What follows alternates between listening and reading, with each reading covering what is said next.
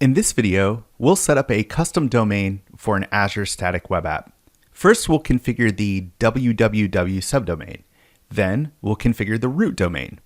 A root domain is just the domain without any www or any other subdomain. First, navigate to your static web app in the Azure portal. Select the Custom Domains item in the sidebar. Next, click the Add button. Input the domain into the domain name field with the desired subdomain, in this case, www, and click Next.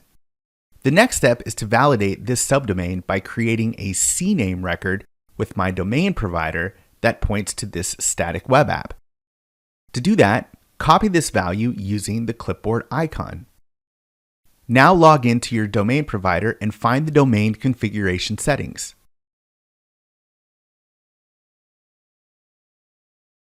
Add a new CNAME record. Enter www for the host field and paste in the URL you copied from the Azure portal for the value field. Back in the Azure portal, click the Add button. Azure will now add the subdomain to your static web app. This can take a while depending on how long it takes for the DNS changes that you just made to propagate from your provider. Then Azure will take care of setting up an SSL certificate for you, which takes some additional time. You can refresh this main page to see the current status of your subdomain. Azure reports that the subdomain is now ready, and you can test it by navigating to www.yourdomain.com. Now we'll configure the root domain. Click on the Add button on the custom domain screen. Enter the domain without the www portion. The next step is to validate that I own this domain by creating a TXT record with the domain provider with a code given to me by Azure. Click on Generate Code to get that code that you'll need for validation. This can take several minutes. When the code has been generated, click the copy icon to copy the value to your clipboard. You'll see that it says validating out here to the side. This means that Azure is waiting for you to create the TXT record with your domain provider so that it can validate that you own this domain. So let's do that. Log into the domain provider and find the DNS configuration screen. On the DNS configuration screen, add a new TXT record type. Set the name to the @ and paste in the generated code value from your clipboard for the value field. Make sure you save the record so that it is created. Now Azure will validate this TXT record.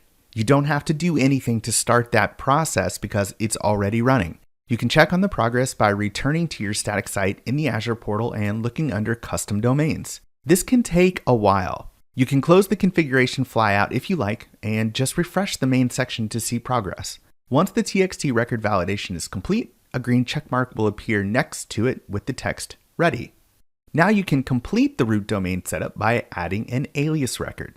First, you'll need the auto-generated URL for your static web app. You can copy the URL value right here in the Azure portal where it says auto-generated as the type. Back in your DNS provider's configuration screen, add an alias record. If your domain provider does not have an alias as an option, try using a CNAME instead. Some domain providers support the same functionality that you'll get with an alias record through something called CNAME flattening. For the name, enter the @.